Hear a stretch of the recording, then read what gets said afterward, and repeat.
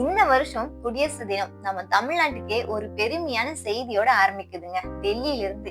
ஆமாங்க, இந்திய குடியரசுத் தலைவர் பிரதமர் பங்கேற்கிற அதே இடத்துக்கு நம்ம அச்சயம் அறக்கட்டளைக்கு இன்விடேஷன்.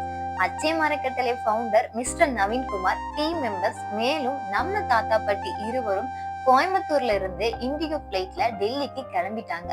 இதுல இன்னொரு எமோஷனல் மூமெண்ட் என்ன அப்படின்னா, முன்னாடி சாலையோரம் யாசகம் பெற்று வாழ்ந்த சரஸ்வதி பிளைட்ட பார்த்ததும் கண் கலங்கி சொன்ன வார்த்தைங்க. ஆமாங்க, நான் ஏரோப்ளைன்ல நேர்ல கூட பார்த்தது இல்ல, இப்போ அதுல பயணம் பண்றேன், ரொம்ப நன்றி அப்படின்னு சொன்னாங்க.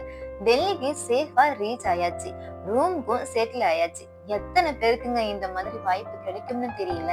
ஆனா ஒண்ணு மட்டும் உறுதிங்க, ஆதரவற்ற மனிதர்களை காப்பாற்றுற சேவைக்கு இந்தியா முழுக்க கிடைச்ச அங்கீகாரம் தான் இது. அச்சயம் அறக்கட்டளை இது ஒரு ட்ரஸ்ட் இல்ல, இது ஒரு நம்பிக்கை. இந்த குடியரசு தினத்துல நம்ம தமிழ்நாட்டுக்கே தலை நிமிர வைத்த அச்சயம் டீம் மெம்பர்ஸுக்கு ஒரு பெரிய சல்யூட்டுங்க.